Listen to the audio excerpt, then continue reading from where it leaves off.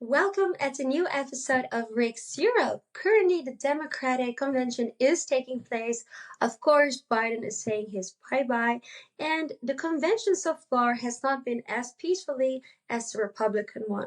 But to get a better understanding of it, to know more about what's actually going on at the Democratic Convention, with us today is Nima Hairy. He's a political analyst, but he's also a politician himself. Well, almost, as he's running for office for the local council in Uccle. Nima, thank you for being with us again. Happy to be back. Thank you for having me. So let's go to the beginning. Yesterday, it was Monday, Biden said his goodbye. Let's be honest. Are the Democrats just happy to see him leaving after the turbulent period they had with him?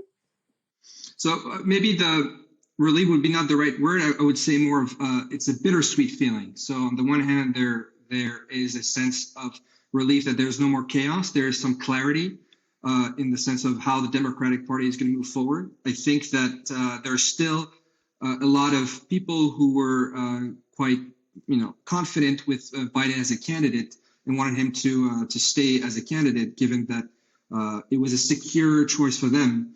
And for a Harris or anyone else to take up the mantle would have been a huge gamble. But I think the relief is now that the gamble has paid off, at least so far, that there is a rather clear path to victory for the Democrats if there are no specific surprises until then. But I must say that the relief is not necessarily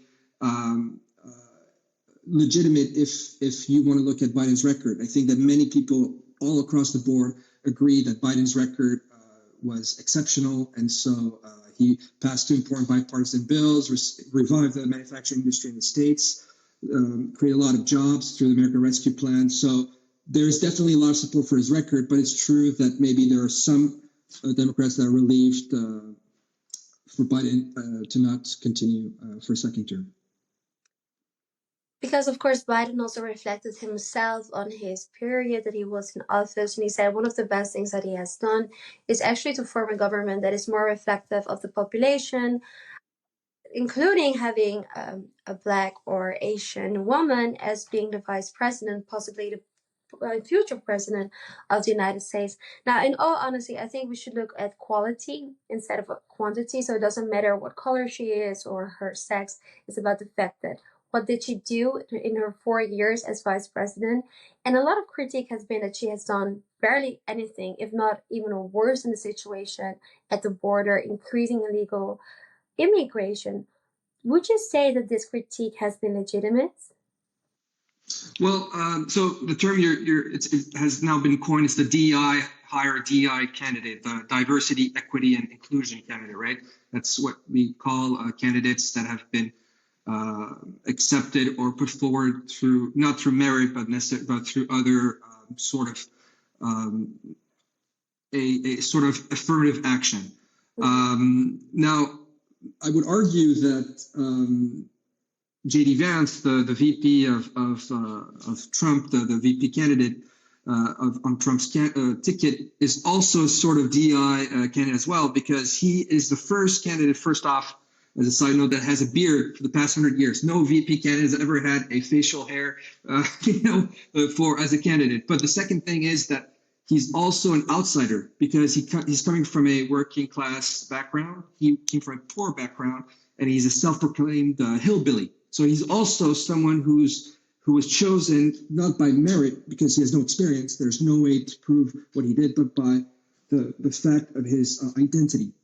And it's true that identity has played a lot in politics, but I would argue that Harris has done a lot, has accomplished a lot. Her record as vice president and senator speaks for itself. Her record as vice president has been that she's been the vice president that has voted the most most tiebreaker votes in history, 32.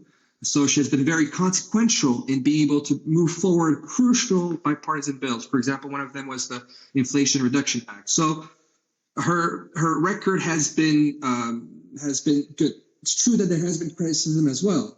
For example, her record on the border crisis has been less than stellar. Now, again, I don't think that her background necessarily informs her future potential. But I do think that her work, for example, in dealing with a different crisis and being able to be a good vice president to President Biden, as President Biden was to President Obama, because the role of the vice president is not necessarily a formal role, but it's one of a supporting role to the president. And in this regards, I think that Kamala Harris did a great job to be able to put President Biden at the forefront of all the policy decisions of their legislation. So basically, she was just good being in the back. Well, it's true that could be. Look, I think that she is someone who knows how to prosecute when it comes time to prosecute. So she knows how to be strong, but she's also someone who is empathetic and knows how to be able to read the room and adapt, which is one of the lesser qualities known to President Trump. He was not able to adapt. He was always to some extent stubborn, would have never done the sacrifice that President Biden has done to step aside. I don't think that it's a concept that necessarily would have been acceptable or a choice on the table for President Trump, former President Trump. But I do think that, yes, Kamala Harris has more qualities than just being a sidekick. She does have merit on her own as being a president. And I think some of the criticism, for example, coming back to the border one, I don't think that we could expect her to fix 500 years of Central American history problems in 4 years. That was not a realistic expectation. Look, I agree. You cannot just fix an issue like that within 4 years. It takes more time. But let's be realistic. It was her job to fix that issue. And for the first month being a vice president, she did not even visit the border. I mean, it kind of also shows lack of dedication in taking responsibilities in the job that you have to perform for your country. So the exact role that was bestowed upon her was to go and tackle the root cause of the border crisis. It was not to be a sort of border czar. That was not her role.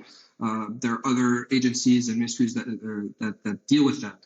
But it is true that she had less experience in terms of visiting states, and even her foreign policy experience is a little less than President Biden, who is the star and the basically the MVP in the Senate and also in American politics. He's the one who's most experienced and most knowledgeable. But I think that what her role was more to find funding for the local region. So we're talking about the Northern Triangle of Honduras, Nicaragua, Guatemala.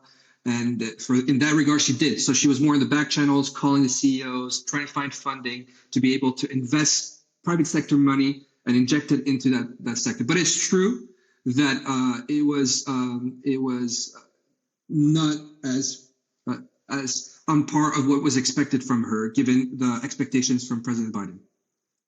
So to continue, currently there are riots in Michigan where the Democratic Convention is taking place. And if you look at the people that are protesting, they are actually blaming Kamala Harris for not being pro-Gaza enough, not stepping up enough to cease the fire and to help the people of Palestine and Gaza.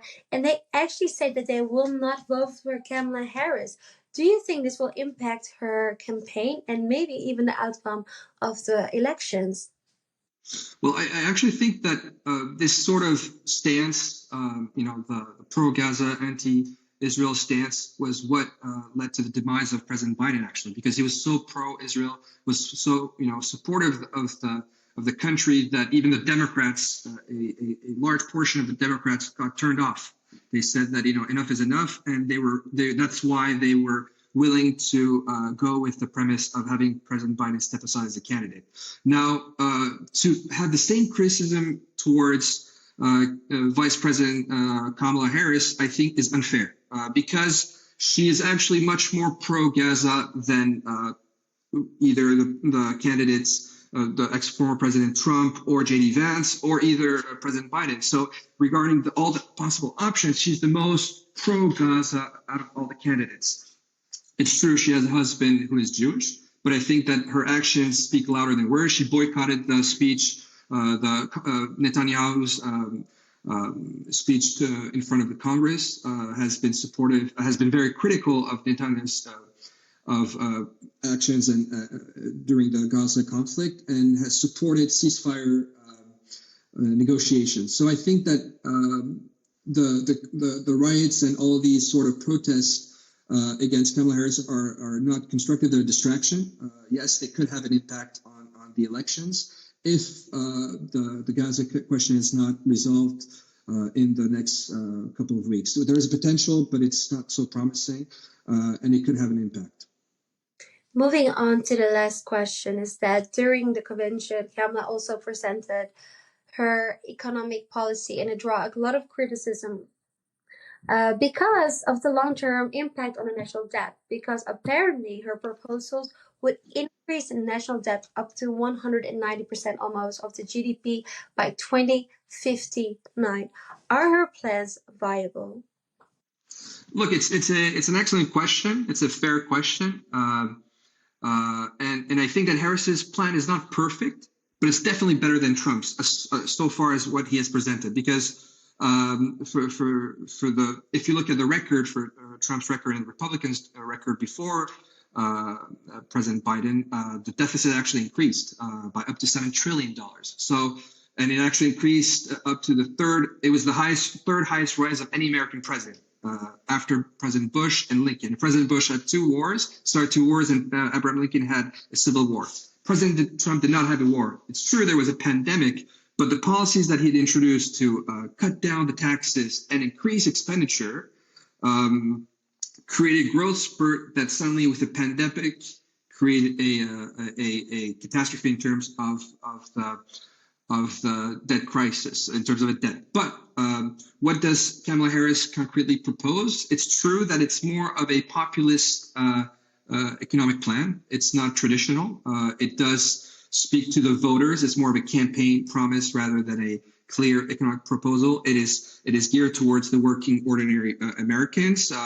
It aims to help introduce tax cuts to the working class, to fight high drug prices, focuses on first-time home buyers, and also tackles price gauging by getting funding from increasing taxes for billionaires, by increasing capital gains tax. Corporate tax, I heard, will increase up to 28%, and also taxing cryptocurrency. It's true that it's more of a populist plan, but it has the support of the private sector. Mark Cuban just came out and said he supports the plan.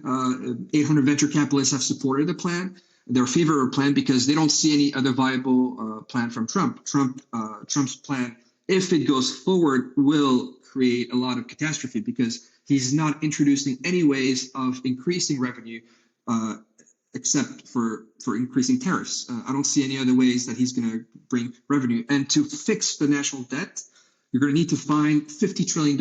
And that means $7 trillion positive per year in the next 5 to 10 years. And I think that's going to be a huge task. At least Kamala's or Vice President Harris's plan comes forward with some suggestions. But I don't think that President Biden has come with any viable or practical solutions. Nima, thank you so much for being with us here today. I really appreciate you sharing your perspectives. It's nice to hear a counter sound, because I think this is the best way for us to have a discussion. And of course, also thank you for our viewers for watching. Have a wonderful day. Thank you.